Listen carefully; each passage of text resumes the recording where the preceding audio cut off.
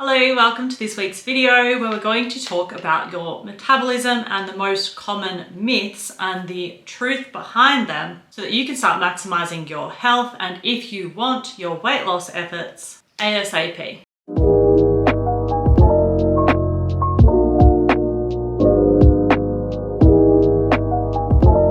So right off the bat, you might hear a lot of people talk about metabolism. I just want to make it clear what it is.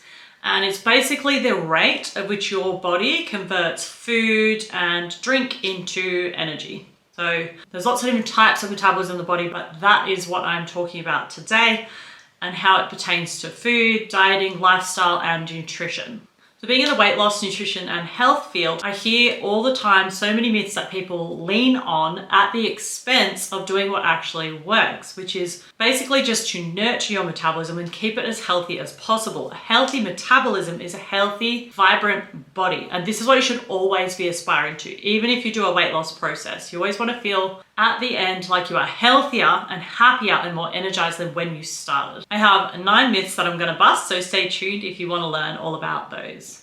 Myth number 1, I have tried everything and I cannot lose weight. There is no such thing as an impossibility for weight loss. There is more difficulty for some people than others. Like there are some people that can eat anything that they want and their metabolism is so fast and so healthy that it churns through everything. And there's very little fat gain in that process. In fact, there are a lot of people whose metabolism is so amazing that they are constantly trying to gain weight, and it is actually quite hard for them to do so. Then we have people that have quite sluggish metabolisms. This can absolutely be genetic, and it can also be compounded by stress. And then we have those people in the middle where if they really just get their shit together, they will lose weight. It's just the fact that they lack discipline, they try things that are really unrealistic or impossible to sustain, or they try and get to the finish line overnight, or they hope that they're going to keep the weight off when they're done with whatever radical thing that they have done. So in the fitness world, and especially someone like me, I talk about metabolic health a lot because most of my clients fall in the I dieted way too many times in my life, or I've had way too much chronic stress and trauma that has impacted the metabolism in a way which makes it hard for them to get the results that they want. So that is why I talk about it so much. But there are some people that will say that they have tried everything or that their metabolism is broken. We'll get to that one a bit later in the video. But what's actually going wrong is they have no discipline, or they're doing those approaches that don't work, as I just mentioned before. So if you eat a really highly healthful diet with minimal crap, you have good sleep, manage your stress, your metabolism will be healthy. If you don't diet all the time by tanking your calories and then binging on the weekends, you will have a healthy metabolism. So there's lots of different ways you can nurture it, but there is no such thing as I have tried everything and I cannot lose weight. There's always a way. It's just a matter of how hard are you willing to try, and what are you willing to uncover about yourself, and what are you willing to change and work through in order to reverse any problems that you are having metabolically. So most of the time when someone says I've tried everything, they just mean they've tried every fad diet under the sun and they haven't lasted. And you know what? They're not designed to last, they don't last, and they're not about longevity. So a long, steady, slow approach where you're nourishing yourself, you're doing fat loss periods. This is the way to lose weight if that is your goal, whilst nurturing a healthy metabolism. If you don't want to lose weight by just having a healthier metabolism, you will actually probably lose a bit of weight, regardless of whether that is your goal or not. Because when you are healthier, that is actually just what happens. So myth number 2, your metabolism slows as you age. So this is pretty false if you choose to stay active. So if somebody is sedentary, once you pass menopause as a woman, things do downregulate because you don't have the same hormonal profile, but most often you are not as active. So your body will continue to supply nutrients and food and calories for whatever it is that you're choosing to do. So if you're more sedentary, your metabolism is going to adapt and slow down. If you stop working and spend more time on the couch, it is going to downregulate. But if you continue to train, if you continue to build muscle and maintain muscle at the very least, then your metabolic rate won't change that much as you age. One thing that often does change is your carbohydrate metabolism because you no longer have enough circulating estrogen. So lowering your carb intake, not removing your carbs, but lowering your carb intake and being mindful of sugar binges and stuff like that, and increasing your protein consumption, that is going to support you in maintaining a healthy metabolism. That along with keeping your stress low and exercising regularly. Myth number 3, exercise boosts your metabolism. It kind of upregulates your requirement for calories, but it is not drastic. So let's just say, and the way that this myth is misconstrued and misused is in the sense that somebody will say, do a massive workout and have that massive endorphin high, or their watch will say they burn like 650 calories. So then they think, cool, I'll go have a muffin and some hot chips. But this is not a good idea because that's not really how it works. Just because you just burn those calories doesn't mean that you can just immediately eat them after and have a balance going on. So the calories you consume today might not be used today, they might be used tomorrow. Your body will pull calories and nutrients whenever it needs them. So it doesn't necessarily increase your metabolism or boost it. It just means that you're burning more throughout that day. So there's something that we call EPOC, which is excess post energy expenditure. And so after you do particularly a weights training session, your EPOC will be elevated for a period of time after.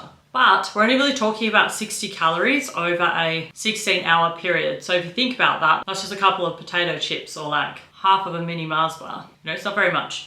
And additionally to that, if you have metabolic issues, everything's sluggish, you're really overweight, or you're just really highly stressed, if you do a workout that burns a shoot ton of calories just to try and get a big difference so that you can then eat more, you're actually going to create more stress on your body because one, you've just hyperinflated the requirements of your nervous system, which it is already at capacity, and then now you've just chucked a whole bunch of food in there, which is, most often not very nutritious, and that is also going to cause you some problems. So better off to just exercise for the health of it, not to boost your metabolism, and just eat really healthy and manage your stress, and that will keep your metabolism healthy. The fourth myth that I have to share with you is that building muscle will increase your metabolism. So this is sort of true in a minute way. For example, 1 kilogram of muscle can burn about 12 calories per day while at rest, whereas 1 kilogram of fat would burn about 4 calories per day. So higher muscle mass and lower fat mass is better for your metabolism. But it takes a long time to put on muscle. So if you were to say build 10 kilos of muscle, that's going to mean that you may be burning about 120 calories per day extra. So that might be about a third of a cup of oats, 1 apple, just a couple of nuts, not very much. And keep in mind, it takes a long time to build 10 kilos of muscle, probably about 3 or 4 years for a female natural athlete. So somebody who does not take steroids or any type of performance enhancing drug. So if you look at it like this, for the truth side of this one, if you build muscle, you're improving the quality of your metabolism overall, but you're not necessarily going to have a metabolism go from 2,000 calories max per day to 3,500 because that is freakish, it's not normal, and it is not brought on by weight training. That is purely genetic.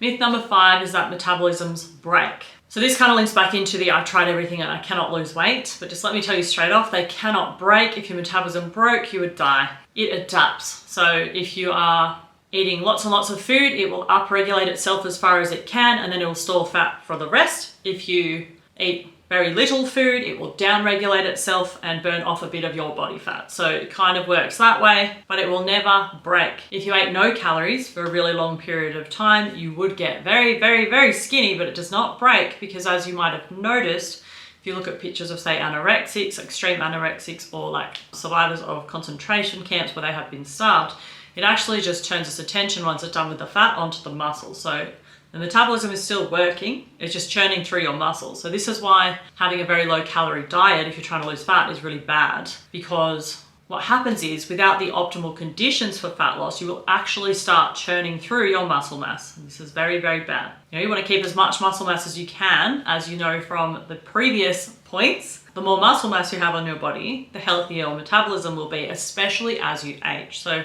your metabolism does not adapt to what you want. It does not just speed up through the roof because you ate a special food or did a special workout. It is consistently the same. There are genetic variances, and chronic dieting, chronic stress, childhood trauma, these kinds of things will lower your metabolic capacity. PCOS is another one. It tends to lower the amount of food that you can churn through in a day. But other than that, it's, never broken. So they don't break. You can nurture a metabolism, you can increase food over time, you can reduce body fat and build muscle, you can improve your dietary choices, lower your stress, improve your sleep. All of these things will help your metabolism. It'll never break. It'll just continuously adapt to the conditions that you throw at it. Number 6 is I can boost my metabolism with whatever food it is that you want to throw in there. So say like an energy drink or caffeine or berries or chilies or, whatever it is that you think is going to make your metabolism super fast.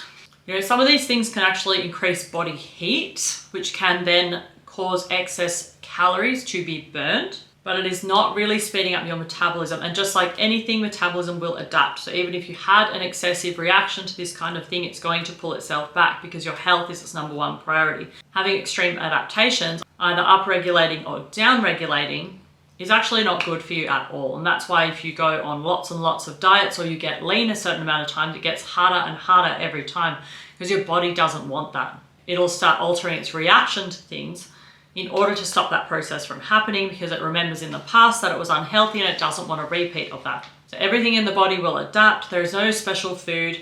If your diet is perfect, you're on a calorie controlled diet with a structured weight training program and you're on the downward trajectory and weight loss, perhaps adding caffeine in twice a day might help you burn more fat. But this is not a guarantee. So don't think that just because you're eating those things, then you can get away with lots of junk food because then that is going to damage your metabolism. So it's kind of an exchange, right? It's not really worth it. So the problem with a lot of these myths is people will believe in them so heavily that they believe that they can then get away with unruly behavior on the other side. And that's actually more damaging than not doing anything at all. And especially more damaging than just eating a healthy diet and not worrying about all of these facts. So myth number 7 is that multiple meals per day will speed up your metabolism. That is not necessarily true.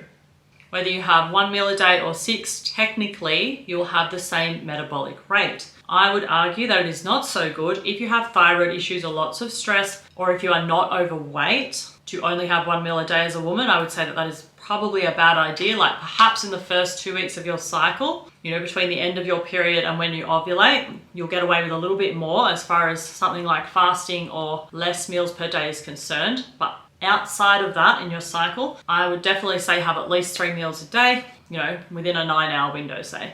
You can eat outside of that if you want. It's not going to make your metabolism faster. So just for example, whether you eat from 6 a.m. till 10 p.m. and have lots of little meals, if you eat those same calories in 3 meals, there's no real scientific difference between the metabolic rate you're going to have. So eat your meals however it suits you. One thing I'd say is probably not really ideal is grazing all day. So times of the day, so 4 or 5 or 3 meals, but try not to graze and nibble because that's when you go way over calorie requirements and end up with unwanted body fat that you then want to get off and then blame your metabolism for. Myth number 8 is that you should eat fat-burning foods. So we kind of talked about that one, about speeding your metabolism up. If there's a fat-burning food in the world, it's just healthy food and a calorie-controlled diet.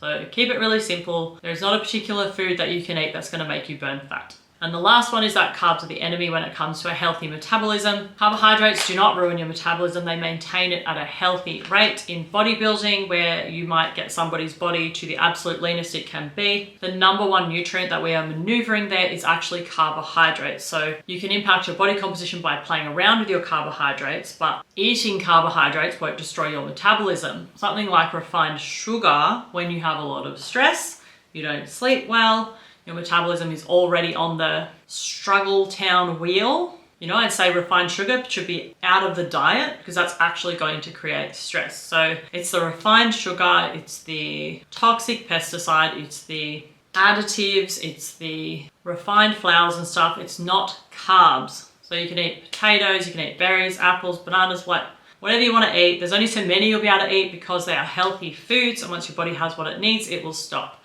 But when you're eating junk food, this will kind of override everything and it's very hard to stop. And then that is how you can damage your metabolism or have it to a point where your body composition is so unhealthy that your metabolism is also unhealthy. But like I said, doesn't break the metabolism, doesn't ruin it, doesn't make it impossible to lose weight.